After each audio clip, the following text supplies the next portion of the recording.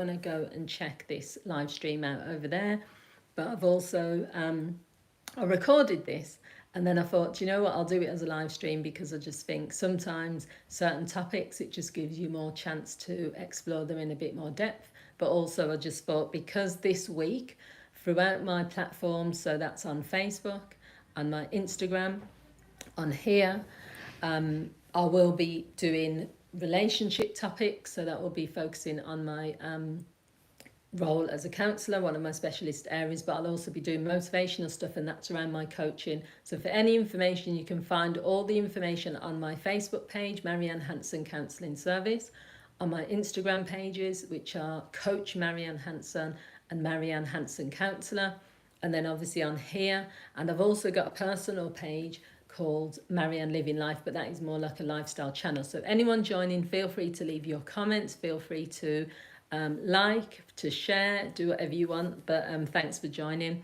So all I want to talk about, this is more coming from a coaching perspective, but this is also helpful for motivation. So if you're someone that's feeling trapped or stuck, or you just feel like you're going in the same pattern where you just can't move forward with things, and you just feel that you don't know what's holding you back. And so the first thing I want to start off with is just to say that sometimes we're looking at external things and we're using those as the reason that is keeping us stuck or holding us back in life.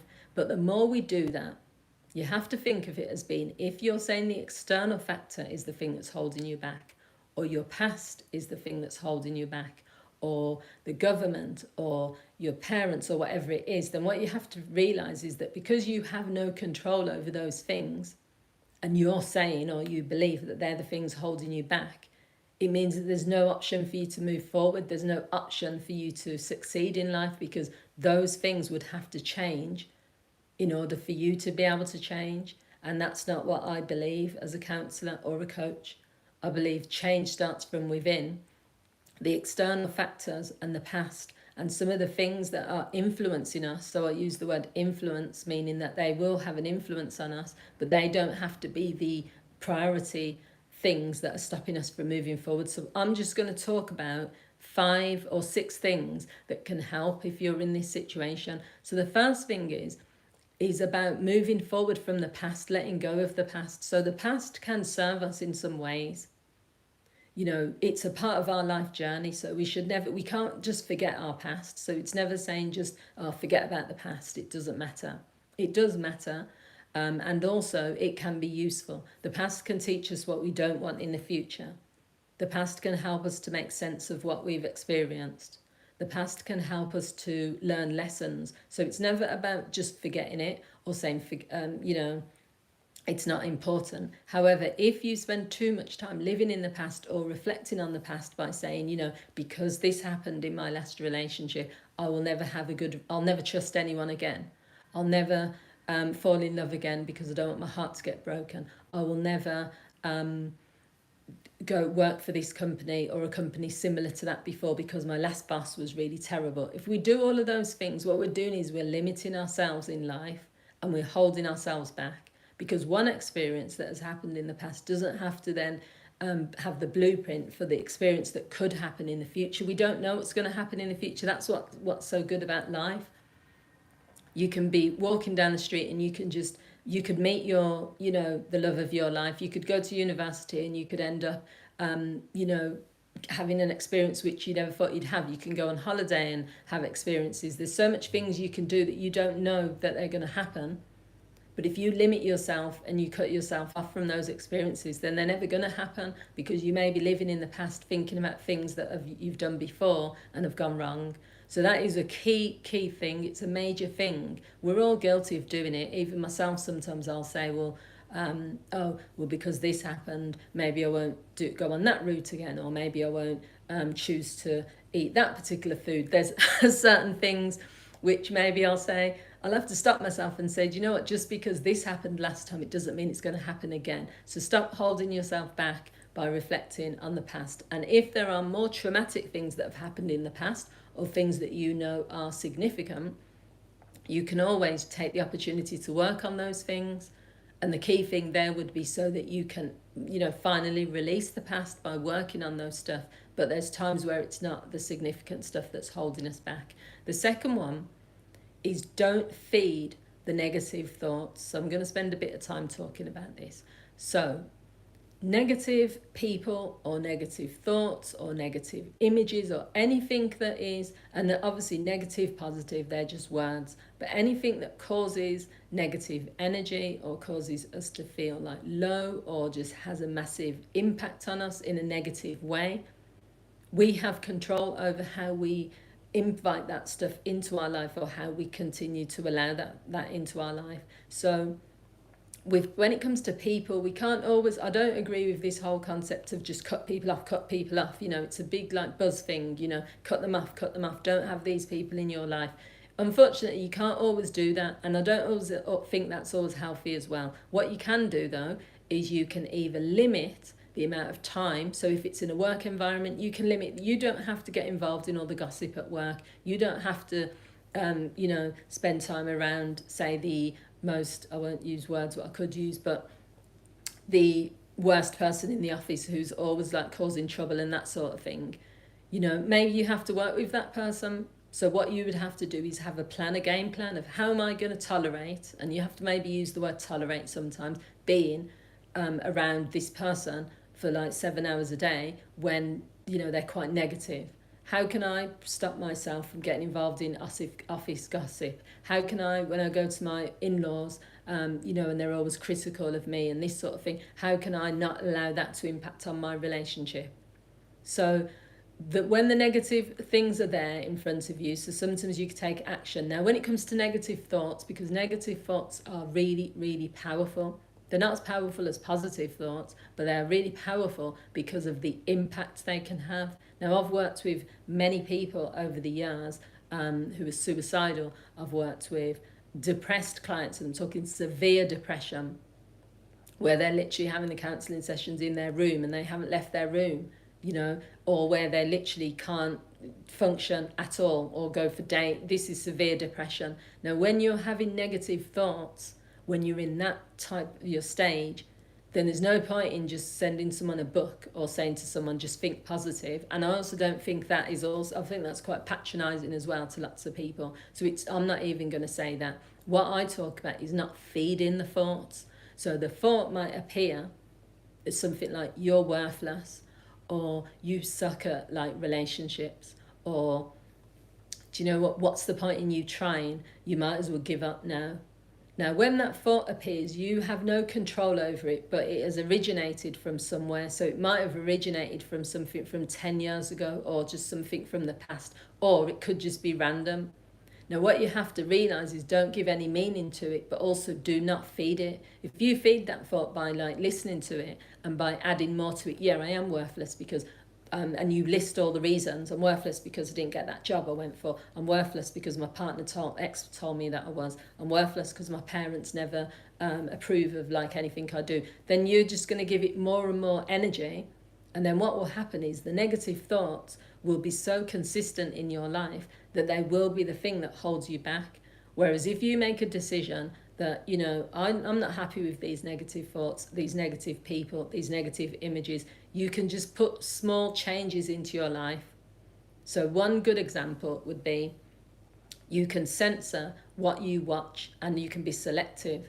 So for me, comes a point where, I mean, I like my crime stories, true crime. Even for me, like I get to a point where I think I can't watch any of this anymore because it's too, I'm absorbing the negative things. This is real life. This is people, you know, crime. This is where there's, you know, the outcomes are really grim. So for me to watch that continuously, I know that it's having an impact on me. So then I make a decision. I'll still be curious occasionally, but I'm not going to watch all of that. It's same as if you go into a relationship and that person is constantly putting you down, or if you're visiting your family every week and it's just negative. You walk out of there. People I speak to say they walk out of there after they've had visits and things, and they just feel their energy's bad. They feel negative, you know. So you got to get to a point where you say, you know, where you say to yourself that I have still got to, so it's similar to what I was saying earlier, you might have to have these people in your life, or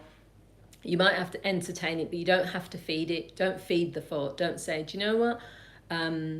yeah, I'm going to continue to do this because I've got no choice. I'm trapped. I'm stuck.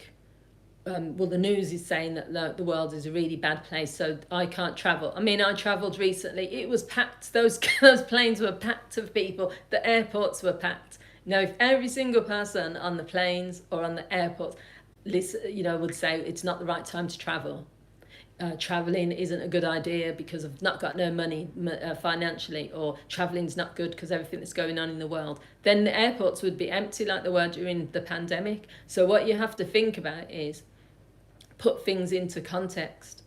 There's negative, there's positive, there's balance in life, there's always the yin and the yang. That is part of life. Light, dark, day, night, all of it is always opposites. So you can't get through life without any negative things happening.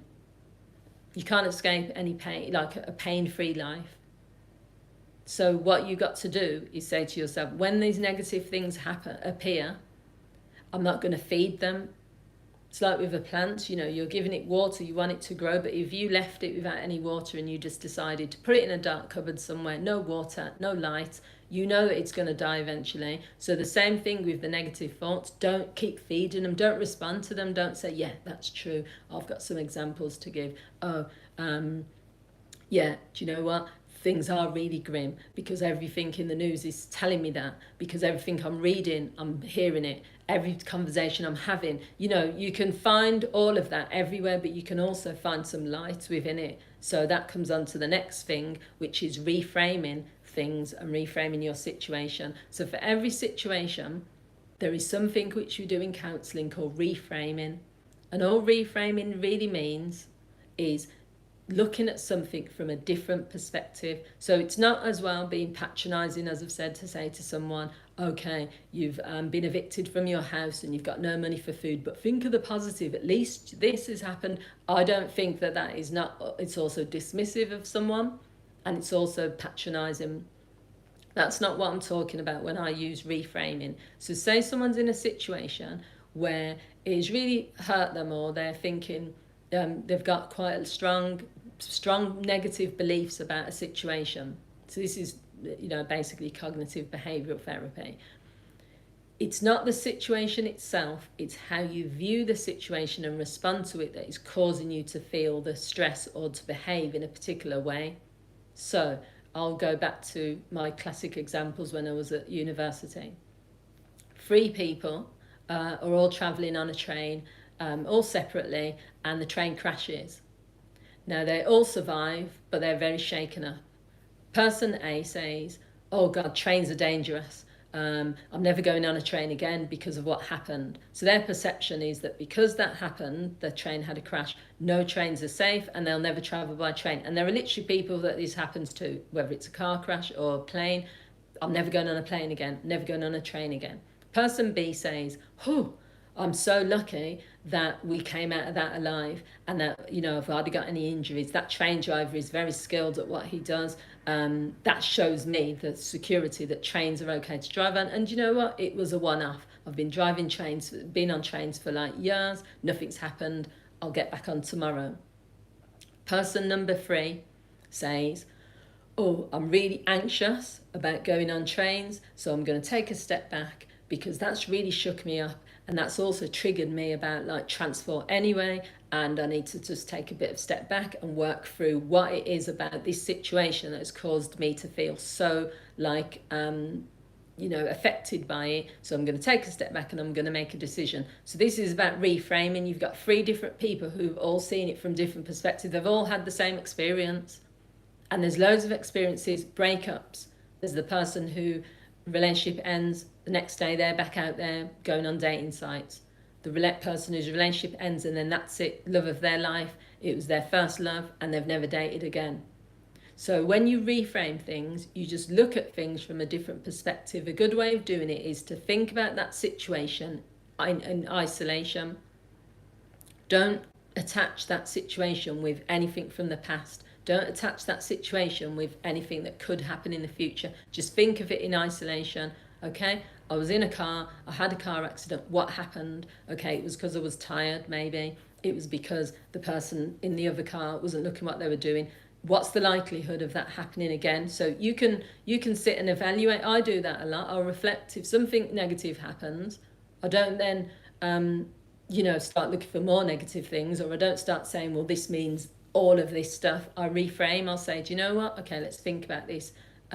Take a bit of time, reflect on it, reframe it, and then decide what you're going to do from there. Okay, so that's something that can really help you to move forward. But if you are someone that stays in what's the word called, tunnel vision or tunnel thinking it's called, or whatever it is, and you always only see things from one perspective, A means B, black and white, thinking, just no fixed mindset as well, they call it, then it just means it's going to hold you back from a lot of things, because you're never going to challenge your own beliefs, but you're also never going to experience certain things. There's a lot of people like that on Facebook as well, and YouTube, where they have a fixed mindset, and then you get into a conversation, and there's lots of people that I don't even get into discussions with on Facebook for that reason. They have a fixed mindset and beliefs about certain things, and even if you show evidence, or even if you have a different perspective, it's not about opinions and things, because an opinion is just an opinion.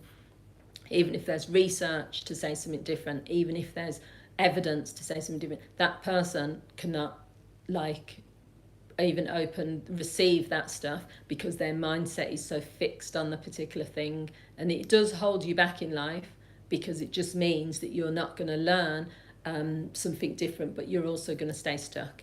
So the fourth thing is look for the solutions. Think about the how.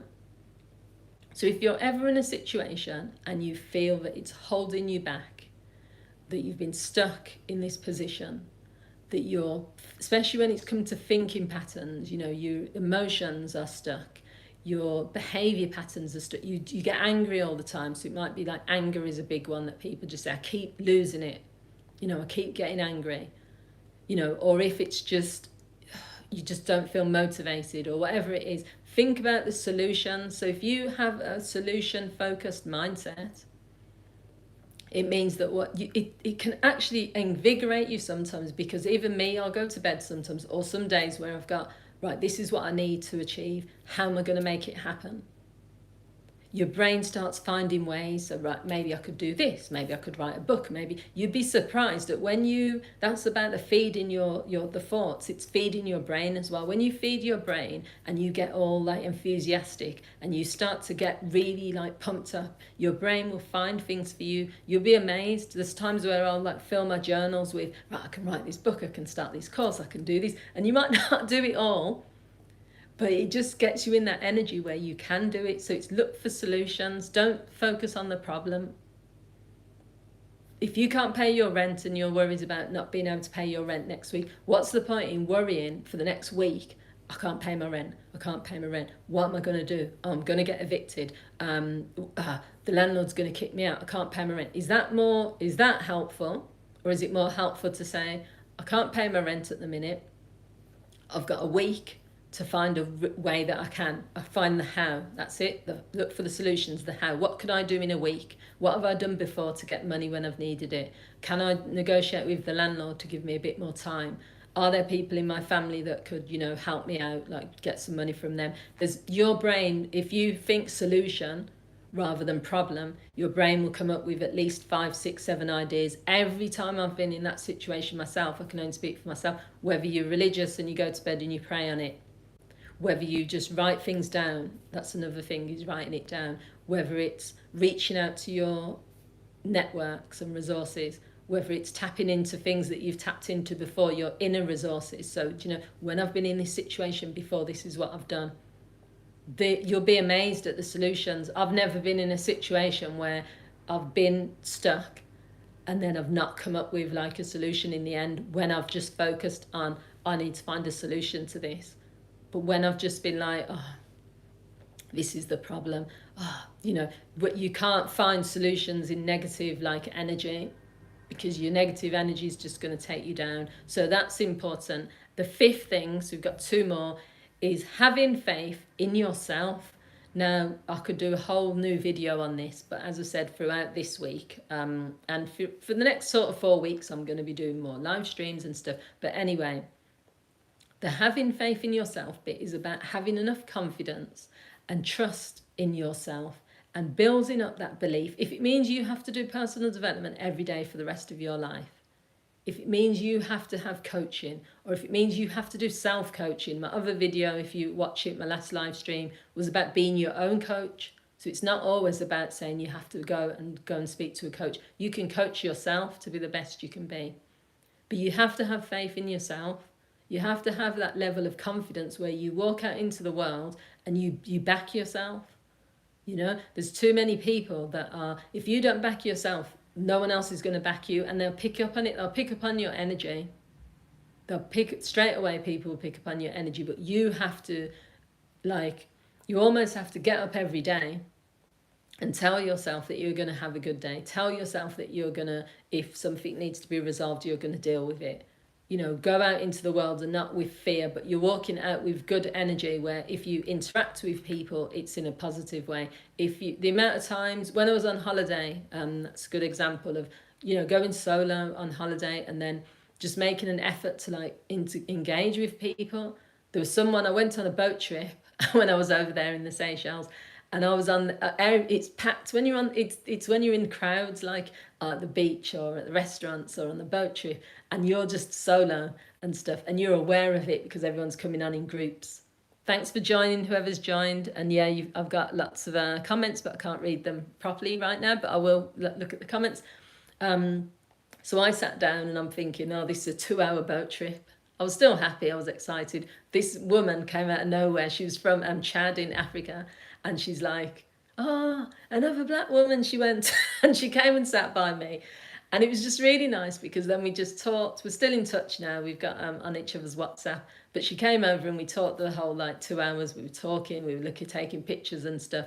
And I suppose it's about the fact that even if she hadn't have come over to me, because on the way back we were separate, but I still would have enjoyed myself. I still had the confidence to get out there and to like speak to people. But you just need to just be the type of person that trusts yourself enough to know that you can deal with most situations that maybe people have told you can't. We can deal with some painful situations better than we believe that we can. We don't feel we can. So that's the part of having faith in yourself. You will get through it. Yes, it's going to be tough. You will be crying. You will be, you know, for bereavements and things. You will be upset if you lose your job. You know, more than upset, it will be devastating. You will, you know, not just bounce back after a breakup. But have faith in yourself. Say to yourself, do you know what? I know that this is hurting right now. This is temporary. In a few months, in a few weeks, in a few years, I'm going to feel better. You have to tell yourself that sometimes. You have to say it out loud, because what happens is when people are stuck in a situation emotionally, they don't tell them, they think that's where they're going to stay forever. And also then they encourage themselves through words that they're using to stay there for longer.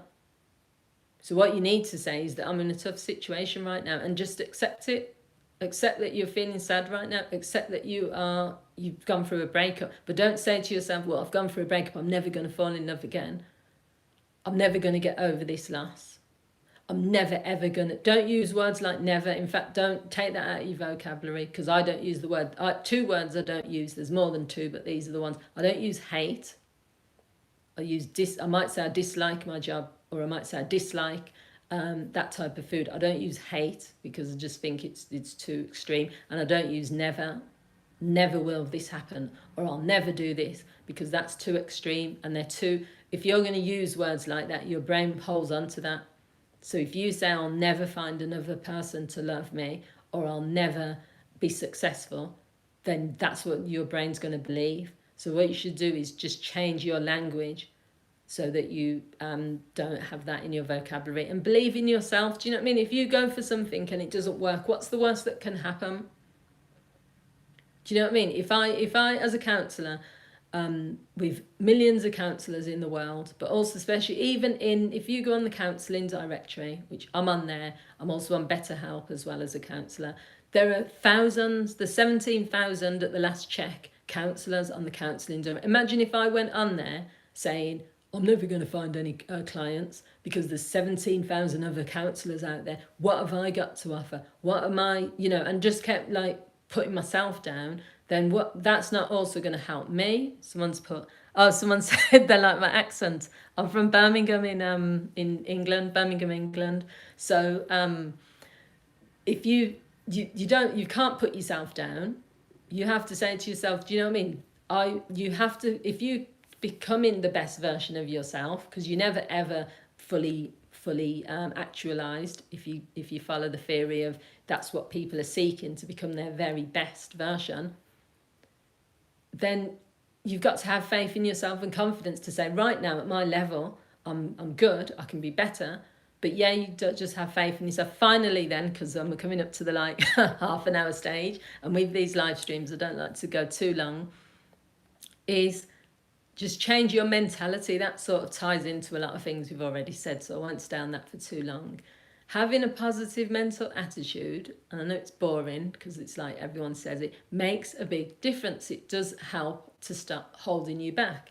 If you go out there and you say that I'm going to set the intention that I'm going to have the best day I can have, or give me that problem to solve, I'll solve it, or I'm not worried about this, or I'm not fearful, or I'm scared, but I'm going to do this anyway, or you're just that type of person with a type of mentality that is like positive, you have a good attitude, you're helpful, you're respectful, you're good at communicating, you're someone that's reflective, you're spiritual, and I'm not talking spiritual in terms of religion, you're just in connection with the universe, with the nature, with everything that's around you. You're not someone that gets angry when they see bugs. This is a good story. When I was in the Seychelles, I think I'll consider myself lucky because I was there for a week. The first episode with like bugs, there was a cockroach. It was by the door, and I thought, oh, that's fine, it's by the door, because where I was, you know what I mean, it was in the middle of like tropics. But then there was one in my doorway. Opened the door, saw the cockroach, and I thought, ran out, got housekeeping. He sprayed all around and got it. Then the following few days, there was a gecko lizard. And the thing is, what was good is that the hotel has put a picture of all the little insects that are in the area, but they've put a nice little story. Now if they didn't put that little yellow gecko with a nice little story, it's his habitat and blah blah blah blah. And what happened was, and that's why psychologically doing those things does help, because I'd saw the picture of this lizard, so I already knew that he exists within like around the villa that I was. I'd saw the little picture of his story. Look at me here, I don't know if it's a he or she. So when there was a gecko lizard in my bathroom, it was running up the wall.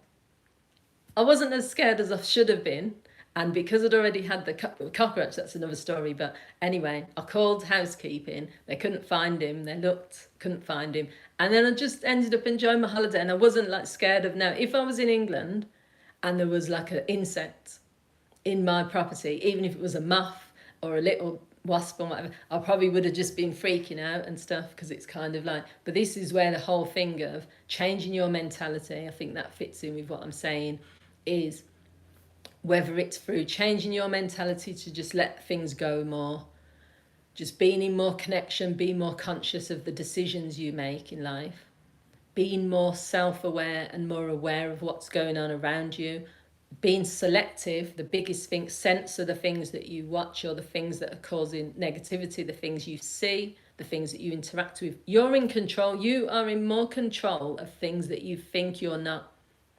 There's more things that you can control that you can't, put it that way.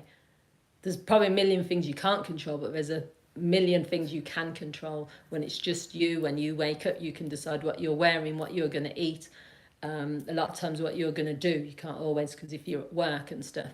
So focus on that.